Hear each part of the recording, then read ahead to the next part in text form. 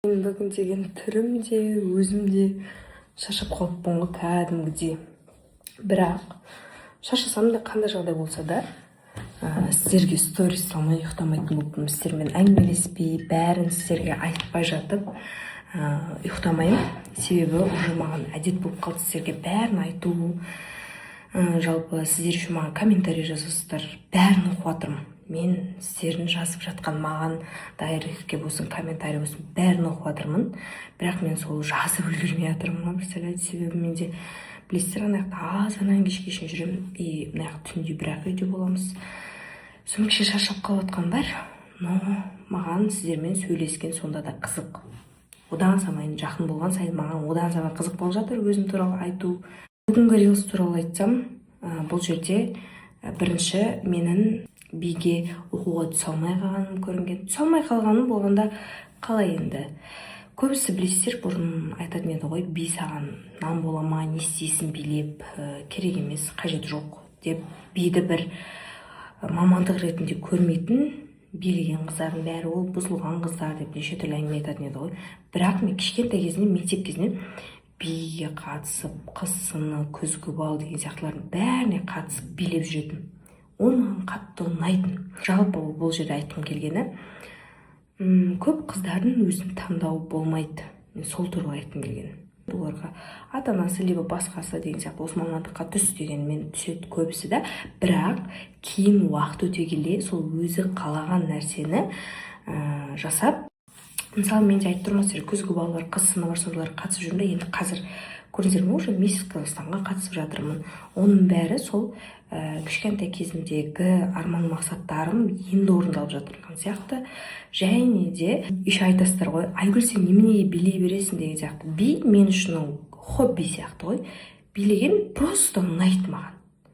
Ол жерде маған ол бір жұмыс ретінде қарамаймын, либо басқаша емес. Любой адамның өмірінде бір хобби болады. Бір содан адам энергия алады. И менің алатын энергиям осы биде. Мен билеген кезде рахаттанам. Кәдімгідей күшті, енді мен үшін күшті сезім. Біреуге мүмкін тамақ істеген ұнайды, біреуге бір сурет салған ұнайды, біреуге бір әртүрлі нәрсе, біреуге ән айтқан ұнайды. Басқаша да енді, маған билеген ұнайды. Және де қателесіп кетіппін, бұрынғы жолдасыммен деп айтудың орнына күйеуіммен деп айтып жүріппін. Біз бұрынғы жолдасыммен екеуміз қалай таныстық, примерно соны түсіндіріп кеттім. Екеуміз де жұмыс істеп жүрген кезімізде таныстық деген сияқты.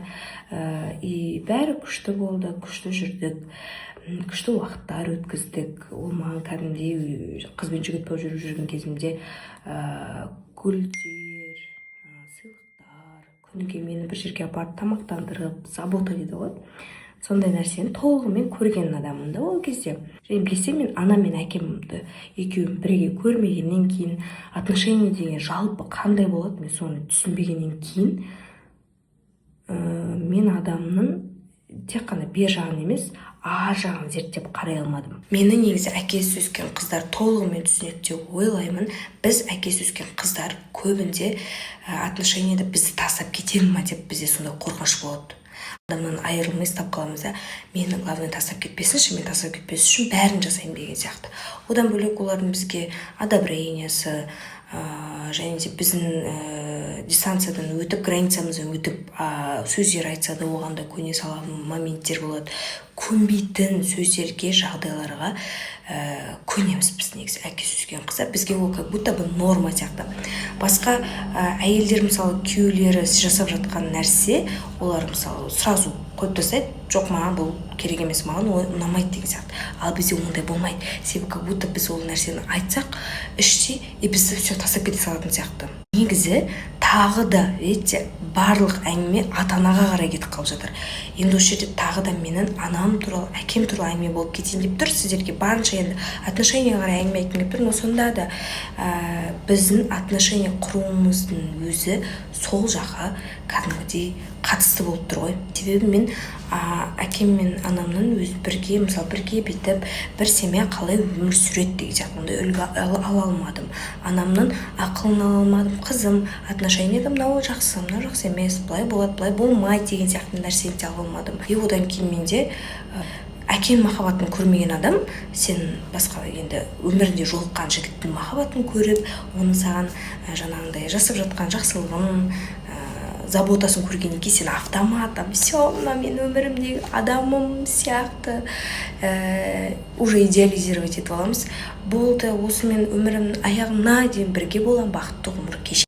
Бүгінге айтқым келгені осы. Ертең тағы да сериал шығады, сол жақта толықтай сіздерге осылай кешкісін келіп бәрін түсіндіретін боламын. Сол үшін мен сторисім күтіңіздер, күн болсын түн болсын сіздер үшін салатын боламын. Себебі маған мен сіздерге айтқаным және сіздердің маған айтып жатыр, кәдімгі жүрегім ауырады ана историяларды көріп тыңдасам, поддержка бергенше беріп жазып жатырмын. Жазбай қалсам мен сіздерді оқымайды деген сөз емес, просто менде уақыт болмай қалады. Сәл қазір миссис бар, мияқта сериал бар, басқа бар, кішкене бала шаға деген сияқты, соның бәрін үлгеру маған шынымен қазіргі сәтте қиын болып жатыр.